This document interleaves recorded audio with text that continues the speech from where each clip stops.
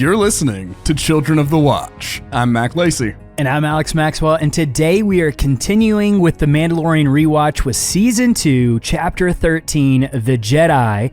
If you're new to our podcast, we break down every single episode of Star Wars television, scene by scene, to analyze the story, find comb for Easter eggs, and explain how it all connects to the larger Star Wars universe. And today we are joined by special guest Brandon Wainerdi from Star Wars Interview Podcast, Talking Bay 94. So welcome to the show, Brandon. Thanks for having me, guys. We've hung out in person a couple times. We've done some cool stuff, and it's nice to be on the show. Yes, I mean, I think it's so cool that we got to meet at Lucasfilm. I know. I think even briefly we met. Was it y'all's first premiere? Which premiere was that? Oh yeah, the Acolyte. The Acolyte. Yes, I think it was very brief. It was very brief. I think that's Mac when we actually were able to see each other in person. Yeah. That was a killer so day too. That was again. Fun. Talk about just like random weird days. Like that's some crazy stuff, you know? Yeah.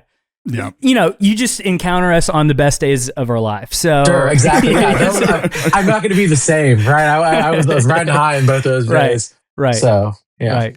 Yeah. Cool. So, Brandon, do you mind just kind of telling us a little bit about your podcast and then about some of the other things that you're involved with in Star Wars? Yeah. For sure. I Talking Bay 94, I've been doing for a few years. We're on a little bit of a break, but for a variety of reasons, as you'll hear in a second, where like you mentioned, I interview Star Wars people. But it's specifically people that have worked on Star Wars in an official capacity. So mostly cast and crew, and then like authors and comic artists, that kind of thing.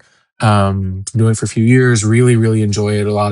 I love behind the scenes and Just for Light and Magic, and so that's been really, really fun for me. And then that's kind of pivoted to then writing officially for Star Wars, which is like a crazy thing to say. So cool. And so I write for Star Wars Insider, which RIP, but a few more interviews to come. Yeah. And then I'm a contributor for StarWars.com, and then I've written a couple books for DK, official Star Wars. So I helped write the Star Wars Encyclopedia that came out last year, and then I just had my own book, the Encyclopedia of Starfighters and Other Vehicles, come out this fall. So that's a lot of fun stuff. Yeah, really, it's been a real blessing for sure. Yeah, you're gonna have to do like an update when Starfighter comes out too. Well, you're telling me, man. And there's because it's so funny that it's called Starfighter, right? The Starfighter's in the title, and I'm friends with Kelly Knox, who's great, and she wrote a book called Be More Obi-Wan. Yeah. And she has gotten Ewan McGregor. Someone has given Ewan McGregor the book, and Ewan McGregor has held it. Right. And I'm like, that's pretty good. Yeah. That's and good. Now I'm like, listen, I'm not, and who cares? And the books will be, and it's not my, but if Ryan Gosling holds the book like on a red carpet or something, yeah, could be cool. I'm just putting, we're far away from it. It could, but it's not like out of the realm of possibility. And I'm kind of clinging on to that. So we'll see. They're not done filming. Let's get it to them on set and that's have a someone great take point. a picture. That's a great point. Like, that's not actually. I know. Not that I know people on set, but like I could have probably sent it to somebody. Yeah. Okay. Good to know. Good to know. There's that great. Sorry to derail already. There's a great photo. There's those guidebooks of like Millennium Falcon and X-Wing and TIE Fighter, and then there's a picture of Alden reading it on the Solo set in the Millennium Falcon guidebook. I'm like, that's pretty good. Yes. Like, I do really like that. Yeah. So hey, again, I'm just putting it out there. That's good book sales. It doesn't affect me at all, but it could be cool. So, dude, that would be awesome. That'd be like a dream come true. Yeah, it'd be cool. On top of every other dream that's come true for me. So yeah, for sure. If there's anyone listening who knows anybody or is in Ryan any Gosling, position to make this happen, let me send you a book. Yeah. We did have the idea to do a podcast where we break down the life and career of Ryan Gosling and call it Gosling Guys. And just literally go from, young Hercules all the way to Starfighter. I love it. We'd start at the Mickey Mouse Club. Oh, yeah. I guess. You gotta put me in. I'm trying to think of what would be my favorite Gosling to come on for as a guest for that. I used to have a big Drive poster in my college apartment, which is like a very college guy thing to do. Yeah. That movie rocked. He rocked. It's great. Yeah. I think I'm the only person who likes La La Land. So. Oh, I love La La Land. I was out to vocalize La La Land. Good. Yeah, La La Land's great. I have That soundtrack is great. He saved it. jazz, you know. Yes, why keep saving jazz? What else can you ask for? Yeah. What a guy. What a guy. All right, so let's jump into this. Chapter 13, 13, The Jedi. The director of this episode, of course, is Dave Filoni. And this is his second live action, his third live action. He did 2 episodes in season 1. This is his third outing as a live action director. And he's also the writer of this episode. And it premiered on November 27th, 2020. And I just want to say, and you guys can speak into this, however, because I think both of you come at it from this angle a little bit more than I do. I'm more of a story guy and focus only on that. But the technical side, I feel like it was a huge jump in his directing from season 1 to this episode. This episode was so cinematic to me. Yeah, absolutely. I agree with you. I think, he the first 2 outings of his as a director in live action, I don't think you could call it a stumble or anything like that. No. Like, I think, those are great episodes. But here, like you said, you just see kind of the culmination of he's got a little experience on a live action set. I think he's able to channel those things that he loves about Star Wars' influences in a more direct way in this episode. I love episodes that wear influences on their sleeves, and the Akira Kurosawa of it all is all over this episode. Yeah, it is. It's also one of those episodes. I was watching it today, and it reminded me how much the volume can be used in a really effective way. And he's so when it works, it really works. And this episode is perfect for it. Yep. And that really reminded me of. It was just fun watching. And again, you said November 2020, and I was trying to imagine in my mind, I remember watching it, and I think this is when it was coming out at midnight or whatever. So I stayed up, and it was kind of a rumor that Ahsoka was, and I was just kind of nervous about it. I wanted to just kind of approach it on my own terms, see her finally in live action. Right. And it rocked. And then we've learned later, again, sorry to. No, you keep going. This is why you're on. You cannot derail this podcast. We are all about the rabbit trails. No, I'm worried. I just want your listeners to get their deep dives. But here, because Lucas was on set for this episode. Yep. Right. Yep. We know that now. Which because there's the photo, which I remember the photo coming out of him with Baby Yoda. It's the shake, and I'm that's the greatest photo of all time. And then off to the side, apparently was Ahsoka, was Rosario Dawson, watching this happen.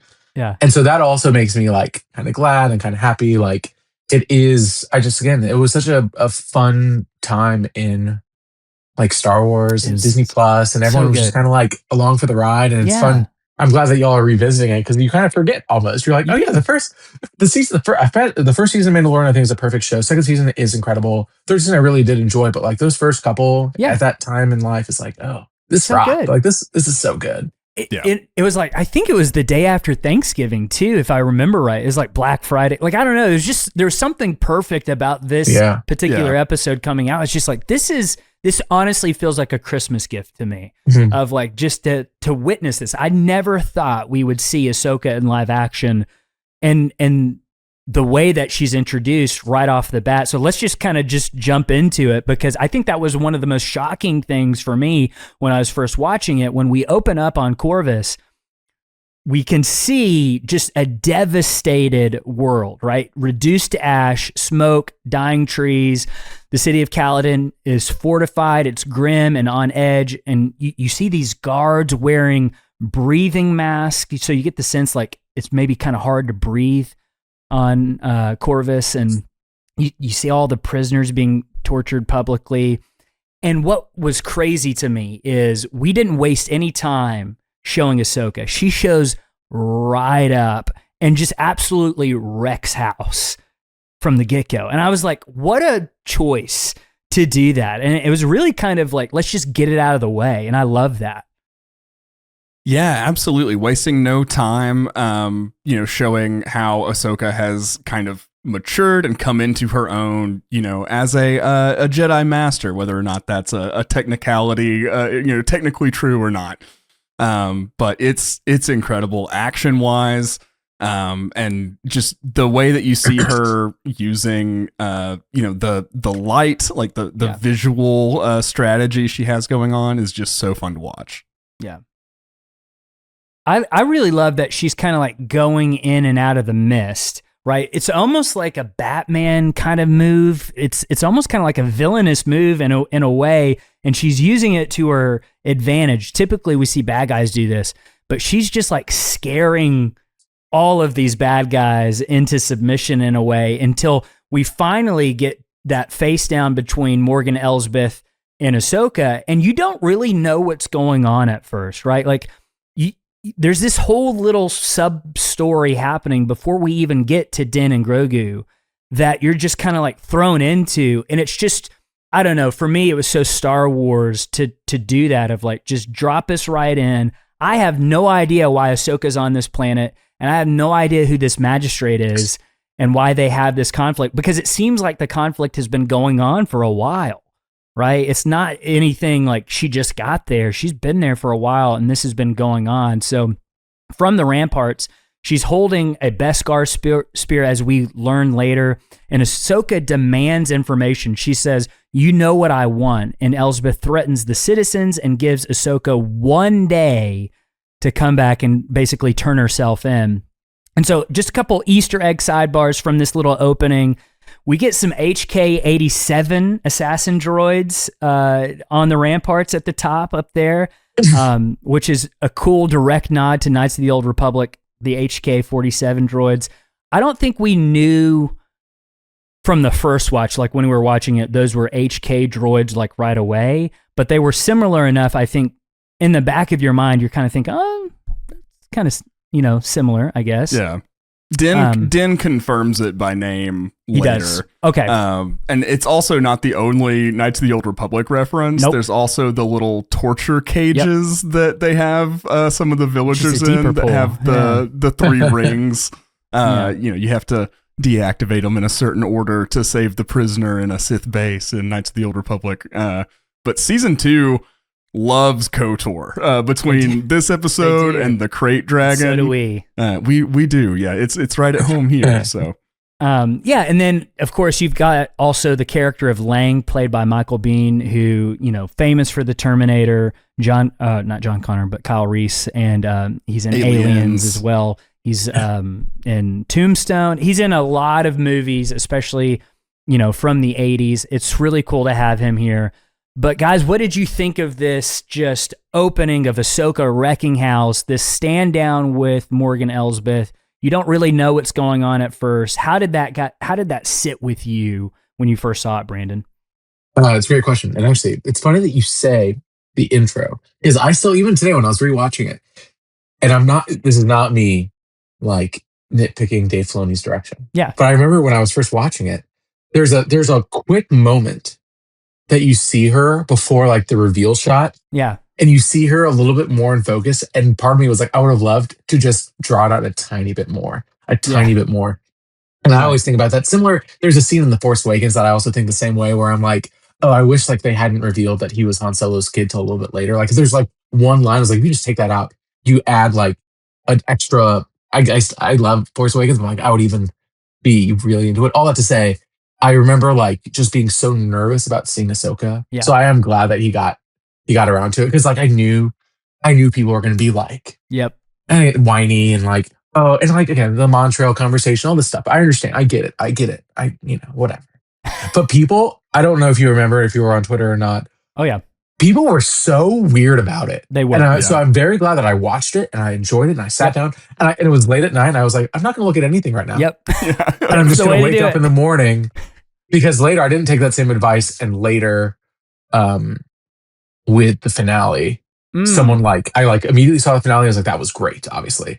And then I logged into Twitter and someone was already being like, this is the worst. How dare they? And I still think about it and it sucks. All that to say, this episode rocks, and Rosario rocks as Ahsoka. And like, I think we're so used to it now, right? We're 5 years into Rosario being Ahsoka. And like, it was such this conversation for such a long time. Like, oh, like there was like the boss logic manipulation, and it's like, oh, who would play in live action? Always winky winky. And like, so finally seeing her and finally like seeing it happen, you're like, man, like we did it. Like here we are. Again, I saw the Clone Wars movie. I took my family to see the Clone Wars movie, and everyone's like, "What's going on, man?" What And I'm is like, I don't know. It's all good. How bad could this be? Don't worry about it. And seeing it all the way now, right? Yep. It's crazy to think about it, even if this was the only time you saw her, let alone everything that's come since. Yeah, and I think that's almost a great separate conversation to have of like your initial reaction to something without the influence of social media and what other people think. I think is so pure, and to try to protect that as long as you possibly can before engaging with other people. Because honestly, I think that's like at the heart of what Star Wars is. Like when I watch Star Wars, I try not to overthink about it. Of course, like that's what we do on the podcast. Sure. But like, I just want to take it in as like 6-year-old me would take it in, and like just let it wash over me, enjoy it, sit in it like that for a while before I start having that discourse of like, what does this mean? Or what did you think of this?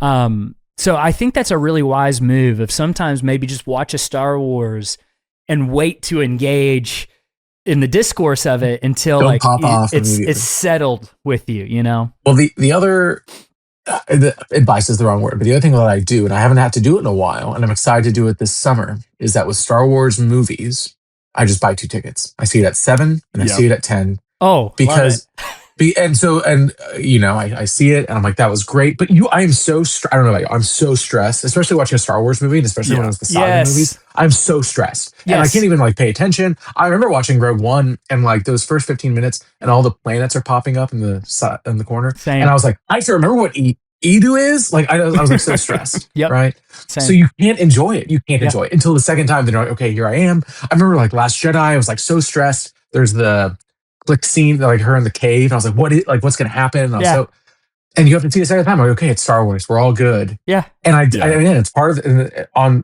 completely other side, I think a lot of people that don't love stuff, people can like whatever they like. Sure. But we've seen the original Star Wars and the prequels so many times. They're just like part of you.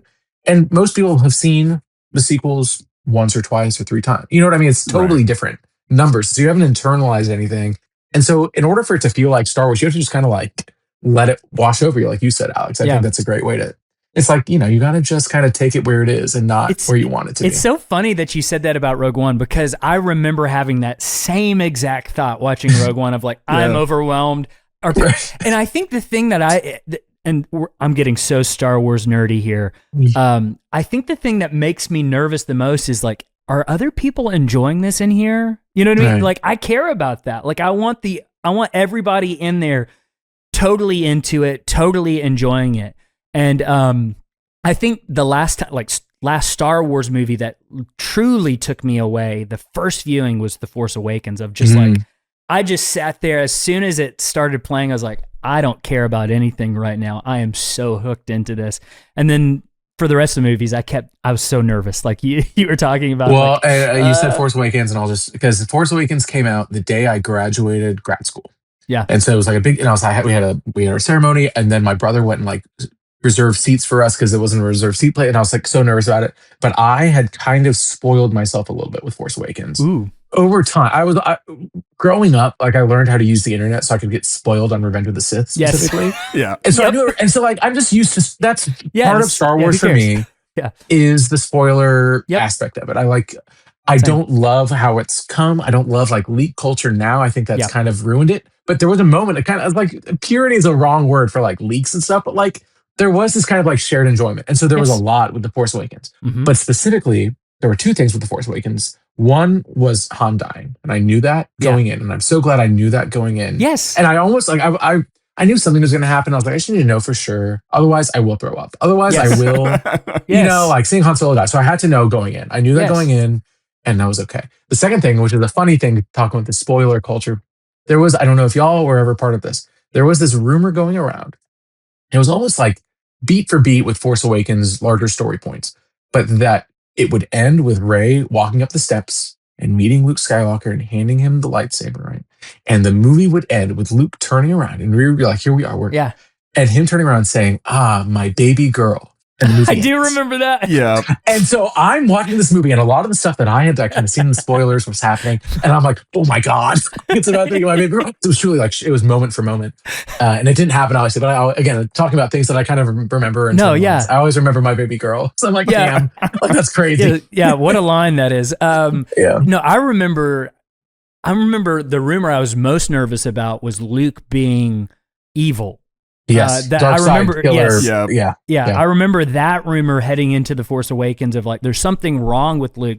There's a reason he's missing, and it's not good, you know. And so, like, I remember being really nervous about that. But then when I remember that concept art, like the holding like Hamlet, yeah. We were probably reading the same thing. Oh yeah, for sure. I know we were. But that was. I agree with you. That time period leading up to The Force Awakens, I think was the most pure moment to be a Star Wars fan. Yeah, it truly was. We hadn't started podcasting yet. No, we didn't. The responsibility of fandom had not. We had not taken that up. That's funny. It was so good. All that to say, Ahsoka, so good. We love Ahsoka. All right, so let's go to this next part. The Mandalorian arrives on Corvus. So Din lands in the charred forest outside of Caladan. The Razor Crest looks even rougher than before, and the planet is clearly suffering.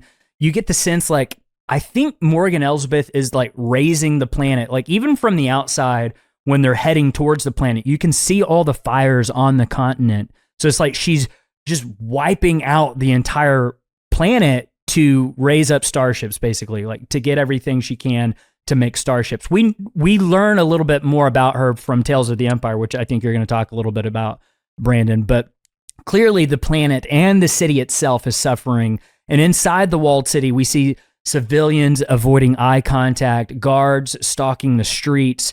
We see the prisoners are held in, like you said, Mac, the old Republic era surge cages.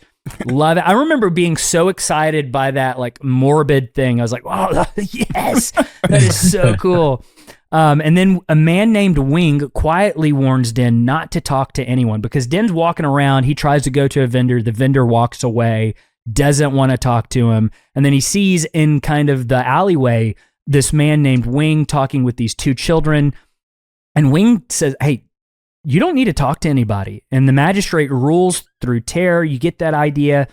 And I have in my notes, I was like, I might be mistaken, but I remember Wing, I think he was a Disney Imagineer, and he is that, right, Brandon? Yeah. He was like a big Imagineer. Like he was like head of stuff. He like led Tokyo Disneyland, and he was a big part of the Shanghai Disneyland, and he like invented the cruise ships for Disney kind of thing. Like crazy stuff. Yeah. Dude, and so I still don't actually know why he's in this. Not in a bad way. Yeah. I just don't know how this happened. Which is, I mean, again, totally cool. And I'm really into it. And he comes, like, he's in Tales of the Empire too. He voices the character again in Tales of the Empire. So like, obviously he like, I have no idea. And I've tried to like get him, you know, for a show because it would just be interesting.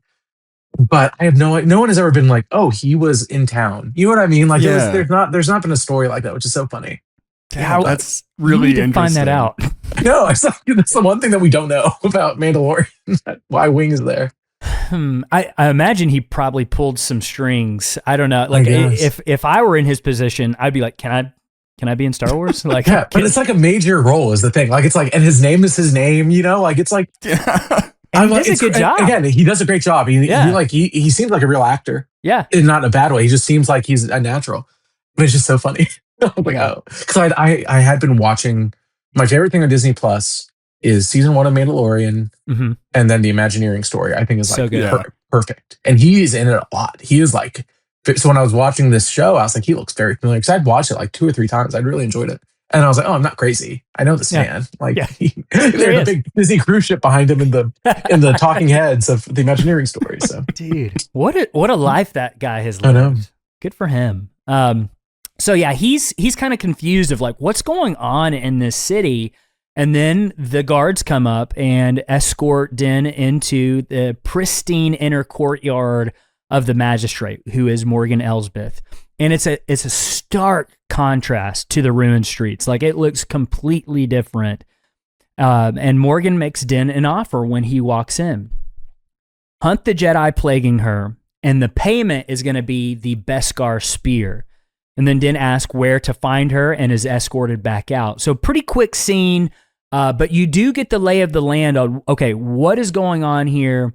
What is Din walking into? Obviously, he knows to go here because of Bo-Katan. And we're going to talk about that a little bit later of like, okay, why is Bo-Katan know about Ahsoka being there? Okay. I think that's a good question for us to ask a little bit later. But then I'm just kind of curious too, like Din's walking into this situation. Does he know anything about Morgan Elsbeth? You know, like, has he ever heard of her before? Yeah, like, is he chasing just a lead of a rumor he's heard? Did he, get hooked up via the bounty hunting guild somehow? That's a good question of, what information does he have? What brings him here specifically other than, he thinks that he can find a Jedi for Grogu. Yeah. And then I remember too, like when he's testing out the spear and he like taps it against his own Beskar and it rings out, like it's his way of testing, like, is this actually pure Beskar? Yeah. And I remember being so excited at the thought of Din getting like a hand-to-hand weapon. Like, I just thought that was so cool of like, oh, he can use that to fight lightsabers again. Right. Like, I just loved that idea. Yeah. And I mean, we have like, it's the introduction of Chekhov's Beskar spear because we have lightsabers in this episode. Also, the kind of impending threat of the Darksaber is looming over everybody since, the ending of season 1. So the introduction of the spear just raises the question, like, when's it going to be used? When's it going to clash with the lightsaber blade? So you have that in your mind even this early in the episode. Oh, absolutely. Absolutely. Okay, so Brandon, what did you think about like when you get the lay of the land of the city, what's going on, and then going into the inner courtyard, and then this just whole setup of like, okay, clearly Ahsoka has been plaguing her for a while, and she's trying to hire Din, and he's kind of playing it off of like, okay, this is a good way maybe to go out and find her without anyone on my back. What did you think of this whole sequence? Yeah, it rocks. I do. You kept talking about the sound design, and I was noticing it a lot today, especially with, it's just so fun to like, if you just watch the episode and you just watch the spear, and you just watch like every time they kind of set the spear down somewhere or something, like that there's a little metallic taps, and like they're so on top of it, sky sound, and it's just so, and I really, it's very interesting. Again, this is, you learn a little bit about Morgan Elsbeth a little bit more, and you see her a little bit more, but like it's such an interesting character because now we know so much about her. We've seen her as a kid. We've seen her death, right? We've seen this whole arc of a character that we didn't know 5 years ago, right? That like is this major role. And part of me, I know we'll talk a little bit about like the Filoni verse and the Thrawn of it all and everything. Yeah. And part of me is like, what is she supposed to be? This is not in a bad way. Like, who is she supposed to be plot wise? Like, what is she supposed to do in order to, because I remember when, again, talking about rumors, talking about stuff, I remember the rumors floating around like Thrawn is not actually the main bad guy of Ahsoka season 1. It's Morgan Elsbeth. And that like took me off guard. Yeah. Even then, like not in a bad way. I was like, oh, I wouldn't have expected that storytelling wise. I think it was an interesting choice. I think Deanna Lee and Asanto like rocks. Absolutely. And I mean, that we haven't really talked about that, but like she is so good and like so specific that it felt like so, I was like, oh, should I have known who this person is? Yes. And that's like the best compliment I can give any Star Wars when I'm like watching it for the first time at 2 a.m. and I'm like, am I stupid? Do I not know who this person is? You know what I mean? Yeah.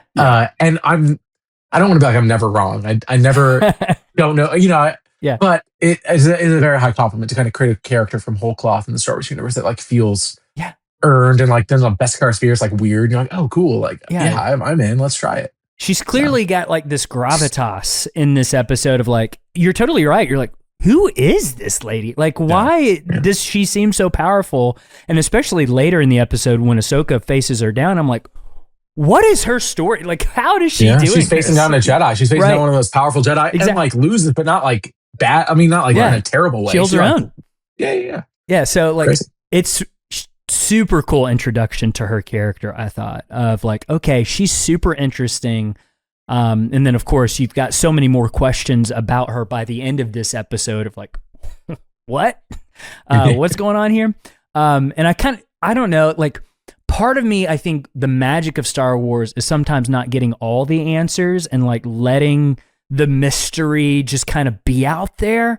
And I think that's what's special about this particular episode is like by the time I got to this point in the episode, I'm like, I was like you, I'm like, I feel a little lost, and I like that. Like I like not knowing sometimes what is happening or what's going on. Of like, if it's stumping me, I'm having a good time.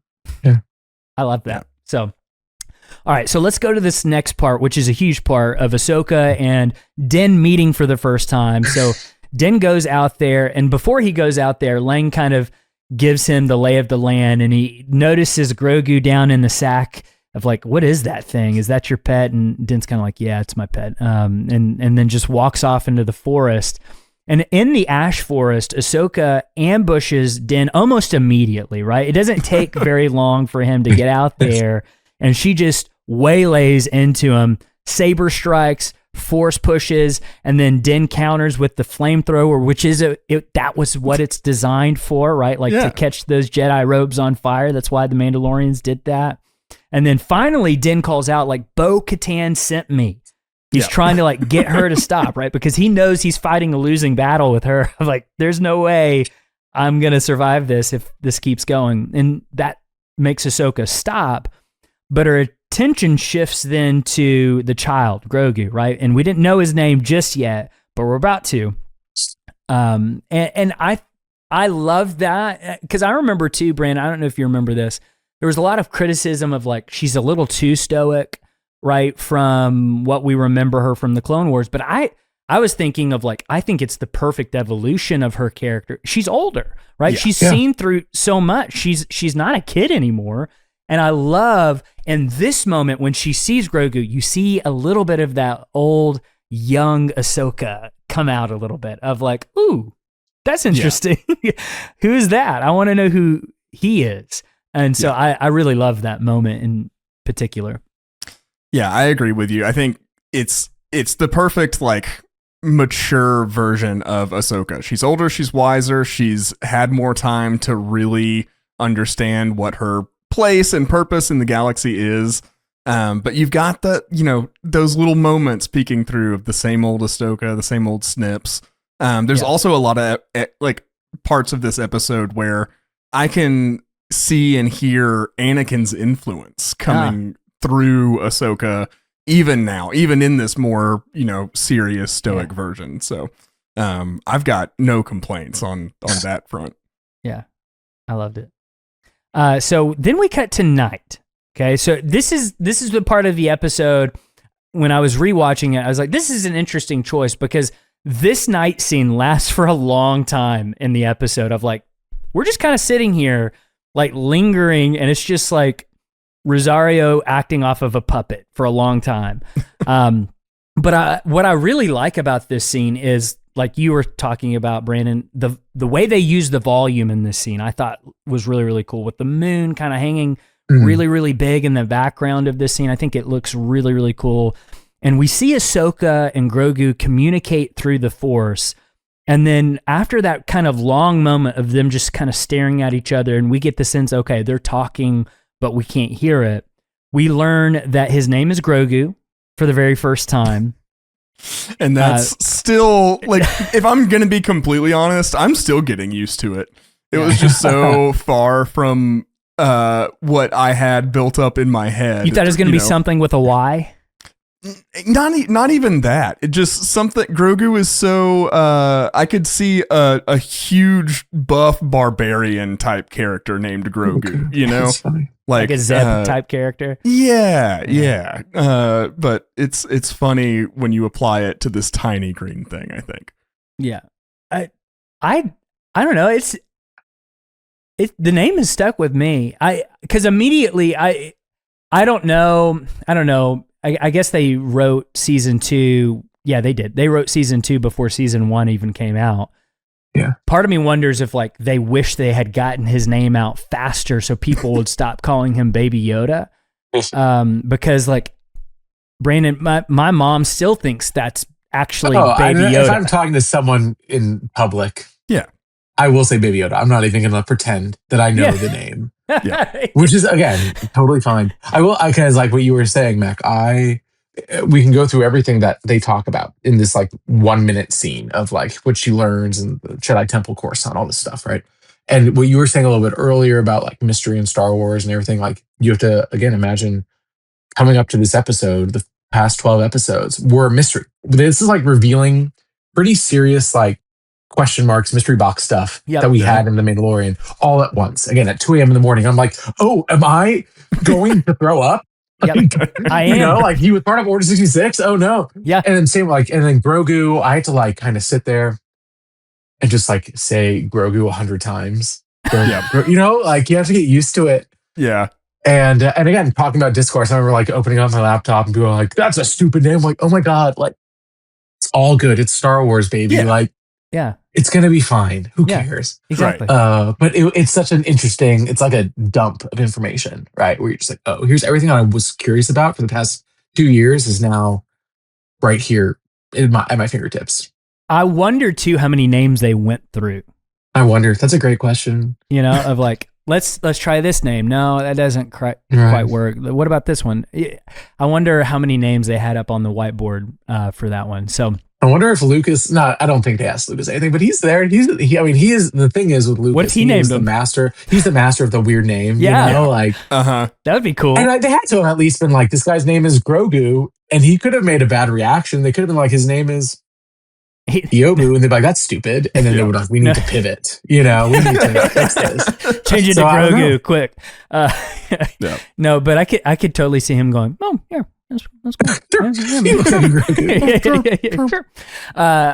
So we learn his name is Grogu. He trained at the Jedi Temple on Coruscant. I thought that was huge news of like, oh my gosh, he was like, did Anakin know him? Did Ahsoka see him before? What's the case here? Many masters trained him. We learned that. Like you said earlier, he survived Order 66 because someone hid him. We didn't learn about who that was yet. And then after that, his memories are dark, which we still do not have the answer to that whole portion of his life, which I think is actually vitally important. And I'm hoping, because every season of The Mandalorian, we learn new information about Grogu's past. I'm hoping we're going to learn something about it in The Mandalorian and Grogu, because one of the major questions, Brandon, we have coming out of this rewatch is Episode 1, when he's on Arvala 7 in that underworld compound. How did he get there, and why do they have him? Right. And you know, if we're dealing with Rada the Hutt, is it possible Jabba was involved in like the exchange of Grogu at one point, and then Rada kind of has that information that might be really, really important of like why he was on Arvala 7 to begin with? Yeah, that's cool. I mean, I get the impression that whatever was happening was fairly stressful or fairly traumatic for Grogu, being that his memory is dark, like little kids do. Yeah. You kind of just, the mind protects itself from stress and stuff. So I imagine it wasn't a great time he was having. I still feel like he was on Mount Tantus at one point.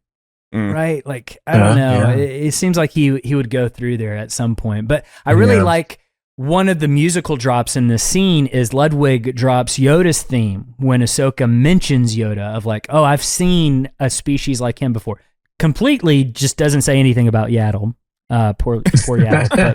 But, Ahsoka tests Grogu's abilities the next morning. We kind of see what he's able to do in the Force, and he obeys Din but withdraws from her.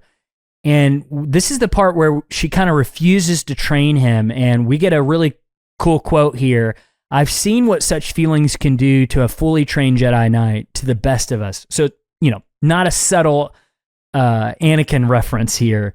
And I remember thinking like, oh, she's talking about her master, and thinking like people who are watching this who have no idea who she is, they don't know. Yeah. And like, I was so excited to get on the podcast and tell everyone about that. Like, she's talking about Anakin. I mean, and one of the lines she says before that one, I love this moment because she has this quote that's like, I love firsts, good or bad, they're always memorable and exciting, something to that effect. And that just sounded so much like Anakin to me. And so you've got the good parts of Anakin, like what we remember from the Clone Wars, that guy. And then, she immediately is brought back to the reality of his fall and where he is now, or where he was. R.I.P. R.I.P. I guess. Yeah. But so I loved that moment that you can see her reflecting on Anakin both in the positive and in the negative. I also really loved, there's a moment too within these scenes where you see an owl perched up on a branch, and that was totally intentional. I don't know if that was supposed to actually be Mirai, the wandering owl that represents the daughter from the Mortis arc. I don't know if that's supposed to be that specific owl, but like Dave Filoni knew we would spot that thing and be like, what's going on here? So I love that because it's kind of hinting at like what we're getting with Ahsoka now, right? Like what we're probably about to get into this upcoming year in Ahsoka season 2, which I'm so excited for. Okay, so any last thoughts on this section before we do the Mandalorian Ahsoka team up? Any thoughts before we head to that next part? Let's get into some action. Let's get into some beat 'em up. Let's do it. Okay, so Din offers a deal. Help him with Grogu, and he'll help her with the magistrate. So Ahsoka gives the history of Morgan Elsbeth. So we get a little bit of information about her right here. Her people were wiped out in the Clone Wars. Now, I had no thought of like her being a Dathomirian witch. No. Like I was not thinking that. I remember people talking about there was like a people that the Mandalorians actually interacted with called the Ming-Po in the Clone Wars. It's like the episode where they're like on that ice planet and Lux Bontari's there too. It's that episode because they have similar kind of tattoos on their faces. And I remember thinking like, oh, that would make sense of like why she has a Beskar spear. She's had some interactions with Mandalorians before. But I was not thinking Dathomirian witch. I almost wonder if they changed that at some point. That's interesting. Because I'm trying to think of when we learned that she was a Dathomirian witch. Because it was probably in a databank or something the next day, or you know what I mean? Yeah. Like, because do they say it in here? Do they say it in the episode? I was thinking it was Ahsoka. I thought it was before Ahsoka. we got that information. Oh, interesting. I think it could be. I don't know. The tie to Thrawn was present at this time, obviously, but then that extra layer of the Night Sisters stuff, I think, was just Ahsoka. I could be wrong, but I'd have to double check because I sidebarred a little bit. I was Deanna Lee Inosanto's first ever interview. No way! Like for the Insider, for Star Wars Insider, and she had never done one before. It was really cool. She was super nice. And I'm almost the reason I'm like I knew that information because we were talking about it. So I'm like, where did it come from? That's the real question. Like, when did it even? Well, so maybe that was always the plan then. Yeah. Of like maybe. I don't know. I mean, that's a good question. Yeah. I had the thought even in like the opening of this episode, this go around, that we know that the planet's devastation is caused from like industrial activity. It almost looks like Dathomir, though, in a way. Yeah, it does. She's almost made this planet kind of look like her homeworld. No, I don't think intentionally, but subconsciously. I think aesthetically that was maybe always there to kind of indicate that if hurting that information people was available. Okay. Yeah, go ahead. Absolutely. Go ahead. Please. From our friends at our Star Wars leaks from 5 years ago. Okay. So it puts us here. Reddit. And so this was, what day is this? Anyways, 5 years ago, which is right around here. Yep. According to the hairstylist for The Mandalorian, Morgan Elsbeth, the magistrate, is one of the last survivors of Dathomir. And it's a link to an Instagram post that I do remember this. The hair department posted, aka the magistrate, one of the last survivors of Dathomir. So like it was enough of part of the production where like someone knew it internally, but that's funny that like it truly is and has like 1,000 upvotes. Like it was like a huge deal. But that's, I guess, how we found out. 5 years, and then they had to make it official, I guess. It's funny, because sometimes that's still how we find out information. Sure. Yeah. I think that's just so funny of like how that stuff trickles out. So I guess that was always the story of like she was a Dathomirian witch, which is cool because then everything makes sense once you have that information of like, oh, that's why she can stand toe to toe with the Jedi, you know, and like survive. But so we learned that her people were wiped out in the Clone Wars. We saw that in the Clone Wars. We saw it again in Tales of the Empire. But she turned her rage into industry. She helped build the Imperial fleet by strip mining worlds.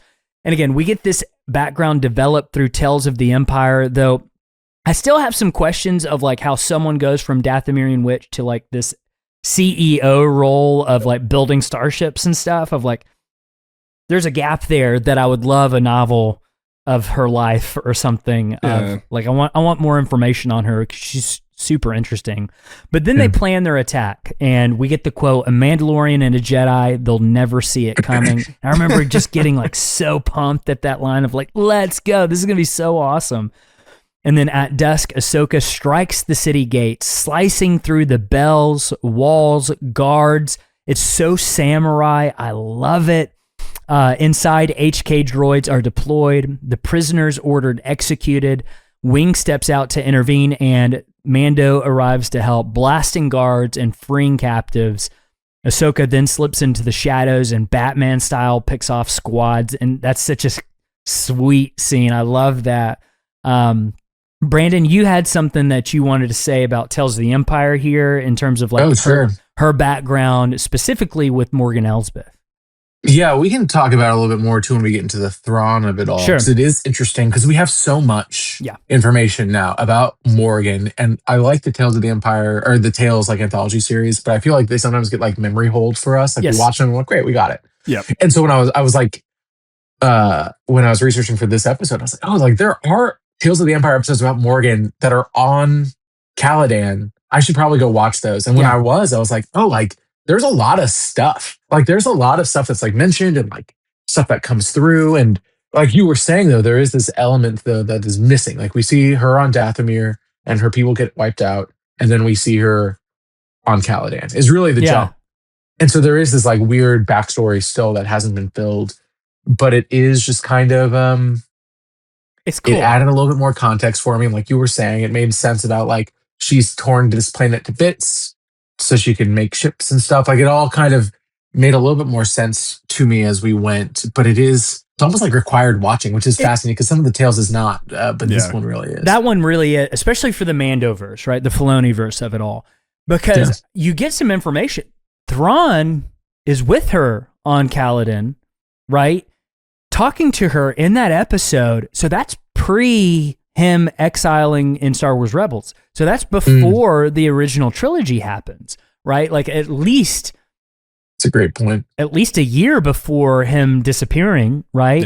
Yeah. I mean... And he's only Admiral Thrawn. Right, not Grand Admiral. Show. He's not Grand yet. So, I mean, it's at least maybe like, 2 or 3 years before him exiling. So she's been there for a long time, right? And she's kept those, and apparently, like the vibe you get is that she kind of like sort of enslaved those people. Like they're not enslaved, but they work for pennies, and it's hard to get out. Yeah, and like it's again very interesting, and it's also interesting that like it never really hit the radar of anybody for a long time. Yeah, you know, she was just kind of doing this even after, because then in the Tales, the next episode is like a New Republic envoy comes, and it kind of sets in motion the events of this episode.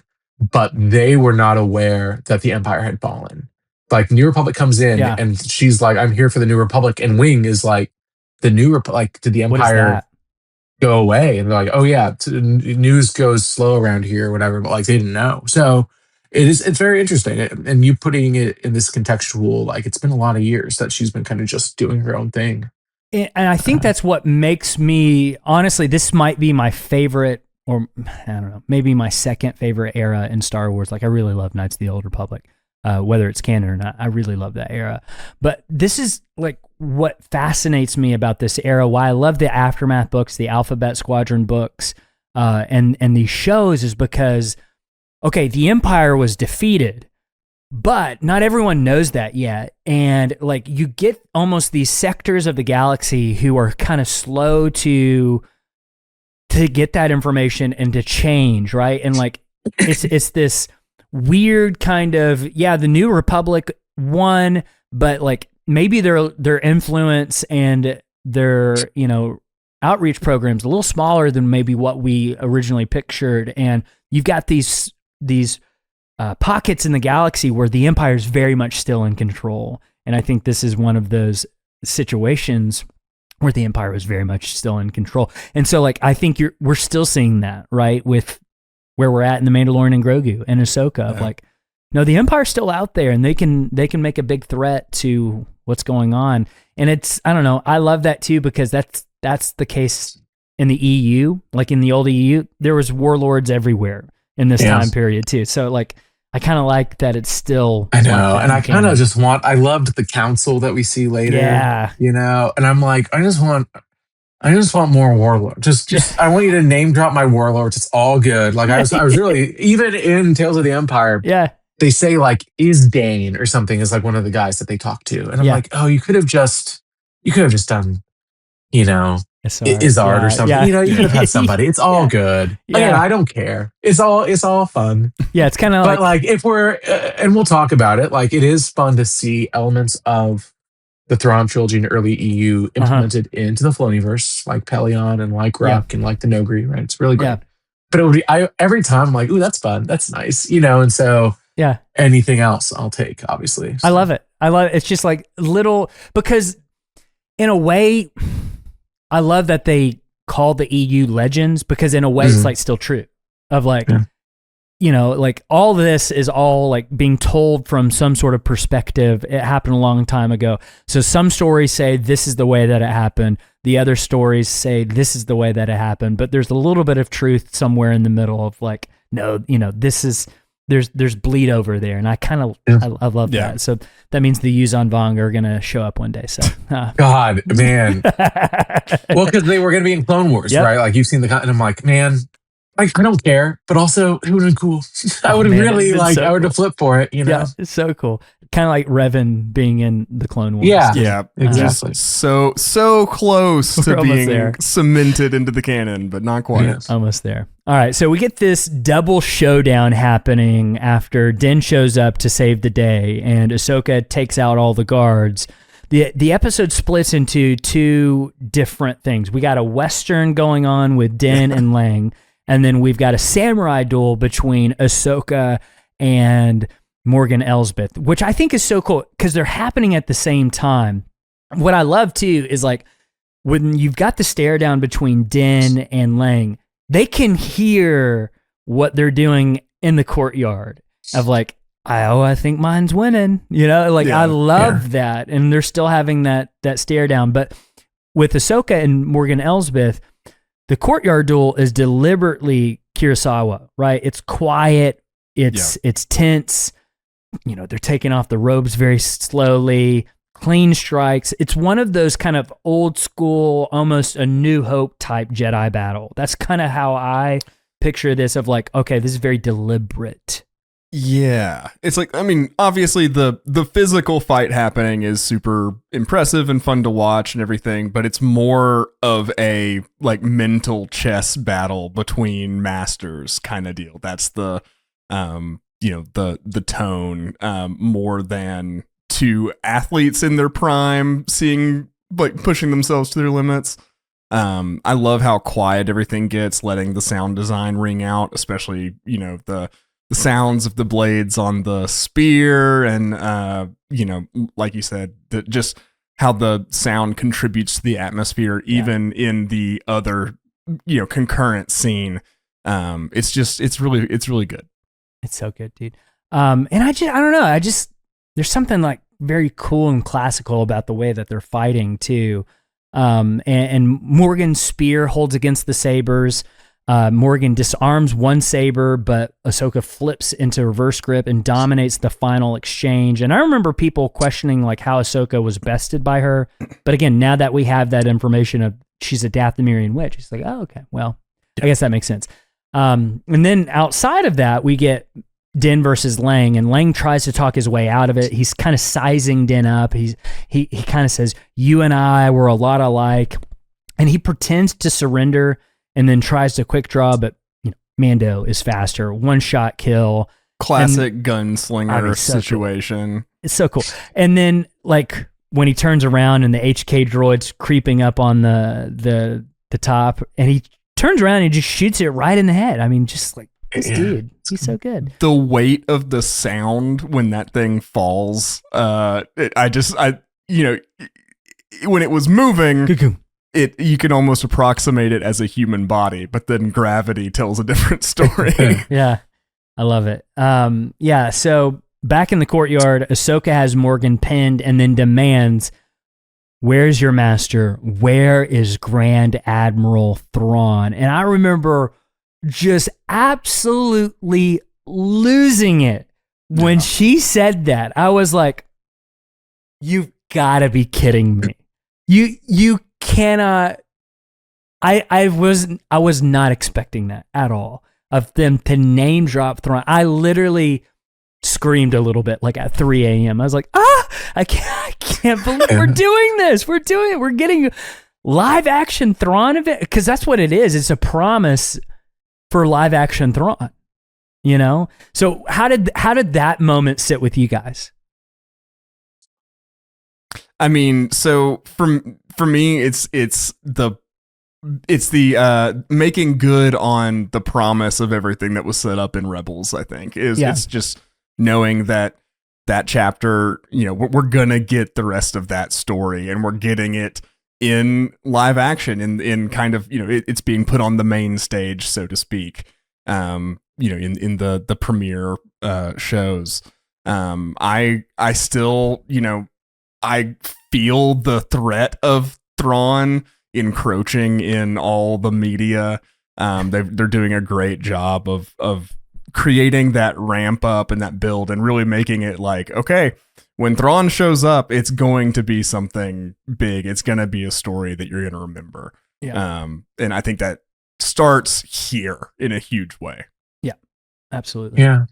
I'm a big sucker for, the original Thrawn trilogy it was like my first kind of Star Wars thing, and means a lot to me. And I remember when they announced Thrawn for Rebels at, I think it was a Celebration Europe. Yep. And I remember like just absolutely freaking out. And they were like, "Zahn is here." It was like, great. Okay.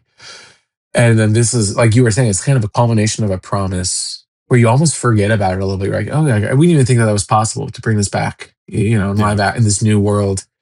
Because Rebels is canon, but sometimes it doesn't feel like it's part of the same sort of Disney Star Wars, even though it was coming out during Disney, Right. So you never really think of it that way. And so any amount that it bled in, especially this early, we're so early in the Disney Plus era still with this episode, it was just like a huge, I was like, oh, okay. I get ice cream too. I was just like, I kind of threw up a little bit. I was like, okay, let's see what happens. It's so good, dude. It's so good. I love it. It still gives me chills. Love that moment. Still gives me chills. Even though like we've seen Thrawn, we have this show, Ahsoka, all of it. It still gives me chills when I see that. So let's get into the aftermath. She's defeated Morgan Elsbeth. The next day, Kaladin is free. Wing becomes the new leader. I love the music here too, of like, oh, it's great. I was gonna say that. It's so fun. It's so good. It's almost diegetic. It's almost like it's happening. Yes. And then when they change scenes, when he goes to the Razor Crest, it bled through and it's continues. So I was like, oh, I guess it's not diegetic, but it really rocks. I was like, oh, I want this all the time. It's great. That's why I'm so glad he's coming back for the movie too. Yeah. It's I like the music we've gotten, but then you hear Ludwig, you're like, oh, you are like a you are like a weird genius. You're really good. Sure. There's something that evokes the Ewoks at the end of Return of the Jedi for me, with the almost like pan flute type sounding music, and there's something so triumphant and it almost organic in a story where this big industrial power has been defeated, and maybe now the planet can start to heal and life can return. There's just something. It was just such a life-filled sound in that piece of the score. Yeah, and then I love how it bleeds into her theme, and like you hear, because like he'd been hinting at her theme throughout the entire episode, but like when he gets in the Razor Crest and flies off and she's looking up and you just hear Ahsoka's theme of like, oh dude, like Ludwig knows his stuff too, of like, he didn't make a new theme for Ahsoka. That is her theme. I love that. I love how he comes back to that. But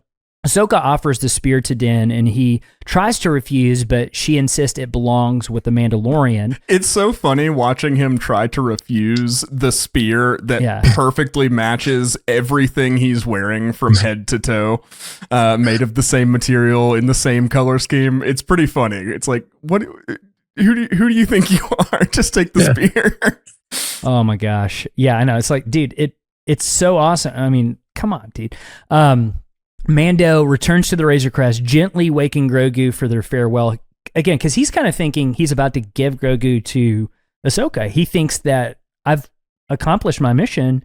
I found a Jedi. This is what I was supposed to do. And it's the first parenting moment, I think, where Din has to consider letting him go. Like all the other times, he's kind of known that this isn't the moment. But I think here in this moment, he's like, okay, I think I really got to let him go here. But then, of course, Ahsoka refuses to train him and gives him new instructions.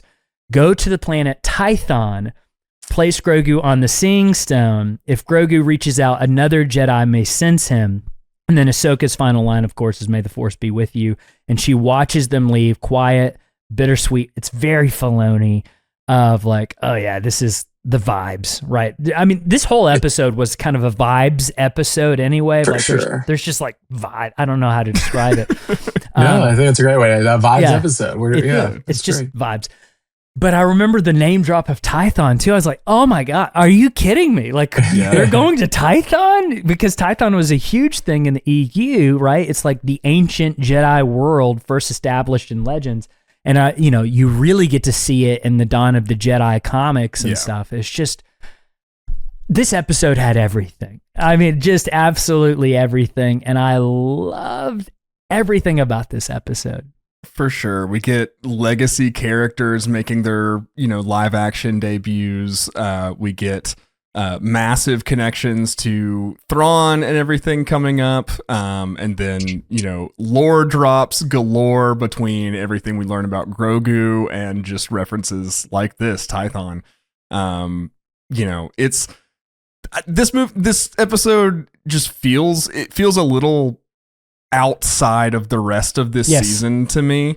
And the recap honestly kind of set me up to feel that way because the recap doesn't mention the episode before this one almost at all. There's like not a single shot or anything that recapping what just happened. So it contributes to that feeling like this is really just a piece of Star Wars story that stands on its own in my mind. Backdoor pilot for Ahsoka. And it was a great proving ground because if you watch this, directly into the events of that, it's incredible. Yeah, for sure. Okay, so let's do something that we love to do on our podcast, and that's irresponsible speculation. We just absolutely love like theorizing what could be, not holding on to it, right? We don't want to do it we call it theorizing with open hands, of like being okay if it doesn't turn out the way that we were thinking. Because that's part of the fun, is just thinking what could be. So I think this is one of the most pivotal episodes for the Filoniverse, for the Mandoverse, whatever you want to call it, like this interconnected TV show, now movie landscape. This is a pivotal episode because, you get Ahsoka asking Morgan Elsbeth, where's Grand Admiral Thrawn? It doesn't just set up her show. It recontextualizes everything about the Imperial holdouts in The Mandalorian, right? Like those random remnant captains, the mysterious Imperial supply chains, those Imperial warlords on the Shadow Council. They might all be answering to Thrawn, not Gideon, right? And it's still not super clear, like, was he in contact with our galaxy?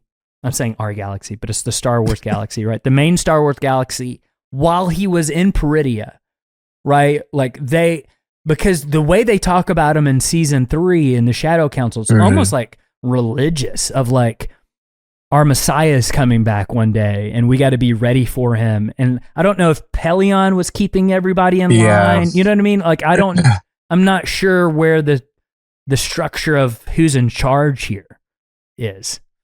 I don't know. What do you guys think? Are they answering to Thrawn right now, or are they just kind of preparing the way, hoping he comes back? I wonder, and it gets so messy. It really gets so messy with the, what's it called? Operation Cinder. Yes. And the, but not even that though. The Gallus Rex Aftermath trilogy stuff. What is that called? Oh man, I love so Gallus Rex. It's so the messy. Board like, thing that he's wiping clean. The and they all go to the unknown regions, right? You're like, okay, like so it's all these different pieces that I think all kind of tell the same story. It is interesting now knowing about Palpatine, obviously in the unknown regions, and then comparing it to Thrawn and like also unknown regions, but like not unknown. You know what I mean? Yeah. Like it's a different galaxy, technically, and not the actual capital U, capital R unknown regions. Right. That part of me is like, I would love if Pelion was communicating with Thrawn somehow, and that would make sense. Yep. But I'm just like, how was he? What was he doing?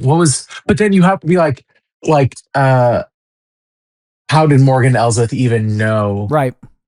To even like get to the right place for that. Right. Yeah. And bring the right stuff. Right. Like she was bringing stuff to bring back a Star Destroyer. Right. So like, maybe that's the answer though. Maybe it's Morgan Elsbeth is the connection, because if she's a Dathomirian witch, he's with the Dathomirian. Yeah, he's with the witches on Peridia. Maybe they're the ones communicating, and she's kind of maybe giving. Yeah, that's not a bad. That's a very respectable speculation. Okay, well, how about that? First time for everything. That's good. No, I like it. What I like about it too is like it's almost kind of Napoleonic of Thrawn, of like he's in exile on Elba, right, or Peridia or whatever, and like he's waiting for his big glorious comeback when he like it's almost like they know he's coming back and they've got to prepare the way and get everything ready for when he does finally make his way back to the galaxy.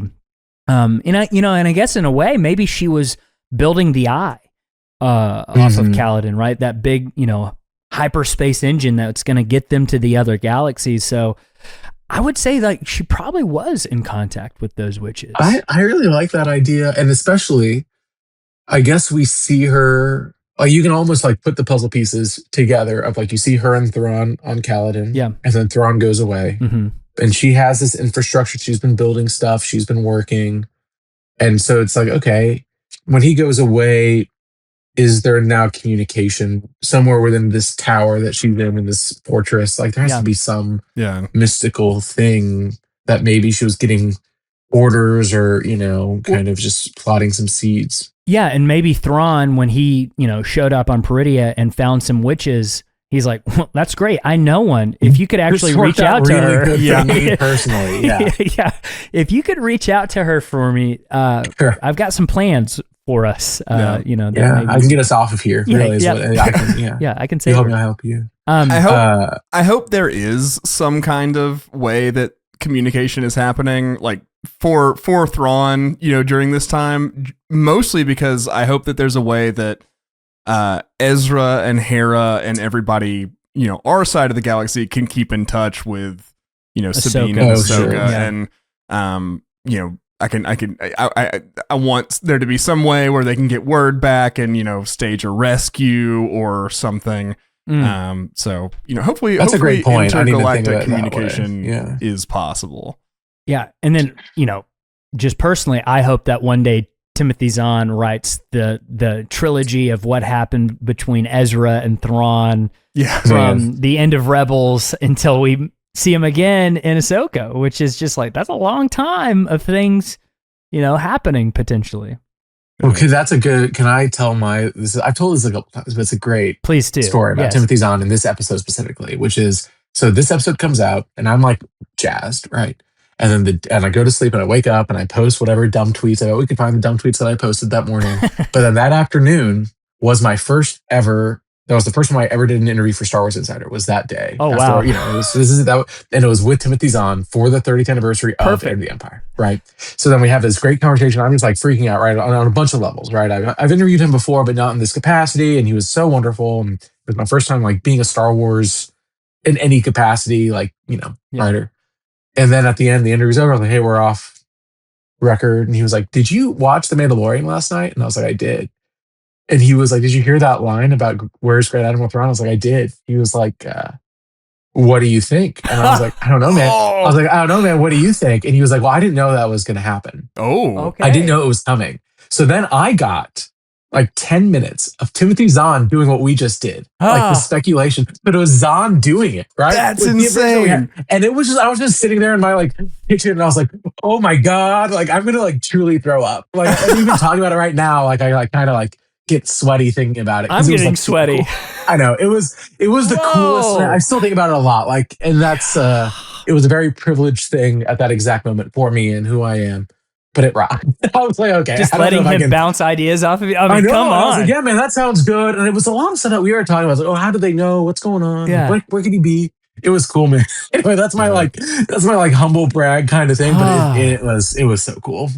I still can't get over it, really. Dude, that is so cool. I mean, we know that book's coming one day. Like, surely. It's a great point. Yeah. Surely. I would hope. Even just one episode. Exactly. One with like what is his Eli Vanto? Instead of Eli Vanto, it's Ezra, and it'd be cute. It would be a good time. I would because like I almost imagine at some point Thrawn and Ezra had to kind of team up for a little bit to survive. These are great ideas. Right? This is it. Yeah. I mean, they land. They don't find that castle immediately or whatever, right? No. Like they have to. Yeah, they gotta like team up and survive the wilderness and that rocks. The little guys of Peridea, right? Man. Can you imagine Thrawn in the pods? Yeah. Yeah. Maybe he keeps some of their art or something, or they find evidence of the Yuzan Vong in Peridea. See, all great ideas. Man. I'm going to, one day it's going to happen. I was watching Stranger Things. We're finally caught up and we're watching season 5. Yeah. And they changed Vecna's design a little bit. It does. And it kind of looks like a Yuzan Vong. Like it kind of does. Like he always kind of did, but then they like made him really skeletal and like, and I'm like, it looks really good. There's no menorah right there. Oh, wow. I was like, oh, wow, yeah. Anyway, could be cool. Dude. There's maybe the greatest piece of fan-made Star Wars quote-unquote content. There was a guy on YouTube this year did like a 10-part New Jedi Order oral history. Oh my gosh. And what? It is. Oh my God! I was saying this to me. I was kind of hopeful that you had seen it. No, but I haven't. I'm so glad you haven't. No. It is. I'll send a link afterwards. But I'm going to make all these audio interviews and did this incredible research. And he interviewed every single author and all this archival stuff. And it's truly like 15 hours of content. Oh my God! If not more. And it is like the most well researched, well balanced, like from the start, like from the very beginning idea to the end, and then each book gets its own like 30 minutes. Like it's crazy. It's really crazy stuff. This is the greatest thing you could have ever told me. It rocked. It really rocked. And you'll see me in the comments of your YouTube page being like, "You're the man, guy. Like this is the greatest." Like it rocks. And it really, I love the New Jedi Order and I haven't done a reread in a while. And it really like inspired me. And so I see you petting it on the camera. Right, I'm going to do it. I finally got them all. Yeah. I got them all first edition of the type that they were. Like if they were paperback, I got the paperback, that kind of thing. Ooh. And now I'm ready to just kind of. You say when, I'll reread it with you, dude. Could be fun. Could be fun. Man, I'm so into it. If you guys do a Children of the Watch book club or something, invite me on. It could be a fun dude. That's my favorite. They're cool, man. They're cool. Well, I don't know. I love everything, and they're cool. Not to go off on this tangent for too long, I'm sorry. because Mac is just sitting there like, oh God, he's on the Yuzan. No, Mac, we gotta get you in. Here we go. Yeah, one day.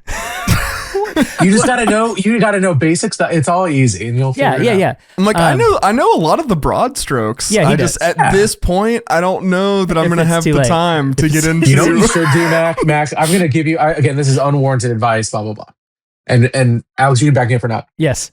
I do think Traitor Matthew Stover it's one of the greatest. Can be read as a standalone. Yes. Like Jason Solo. He's been captured. Yeah. That's all you need to know. And it is maybe the greatest, like, it's him talking about the Force in a really unique way, in a really powerful way. And Stover, like, gets it, obviously. Oh, and yeah, it rocks. Of course. Yeah. And it's also, I think it's Stover's first time at bat. Like, he'd never written a Star Wars book before. I guess and you're he just, right. like, crushes it. Like he just kills it. I wasn't sure if Shatterpoint was before. No, it's definitely. It's. I think this is his first. I did. You're right. You're right. Because not a humble brag. I just interviewed him for Talking Bay, and because I interviewed him for Insider, and then they were like, "You interview for Talking Bay," and I was like, "Sure, why not?" Here I am. Please, of course. And he is the greatest guy and the smartest guy, and like so. Anyway, so Mac, if you want to just get one out. Trader's the one. All right. Trader's the one. Just easy. So good, dude. Fun, noted. Some great stuff. Like really great. Like really Ganner's Last Stand. Come on. Oh, God. I have it as a note on my computer. Ganner's. It is maybe the greatest piece of Star Wars. Like anything. It rocks. Anyway, you have a lot. It's Star Wars version of You Shall Not Pass. It is. Except maybe better. I agree. Anyway. I agree. Better, yeah. Anyway, sorry to derail. We're so close to the end. Okay. Yeah, we're so close. It's been a good sales pitch for the new Jedi Order. Watch the 15-hour documentary series. Read a book. 10 books into the series. Wait, I'm probably going to start that tonight.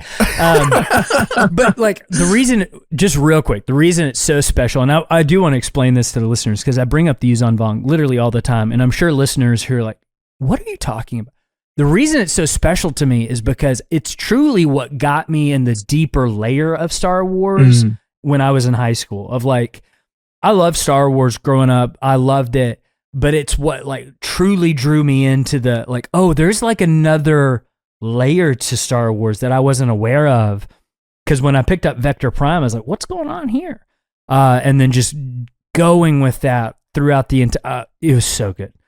So that's why I love it so much. But let's finish this conversation on, okay, all that to say, we do know this. We're building towards maybe kind of an adaptation of Heir to the Empire in some sort of way.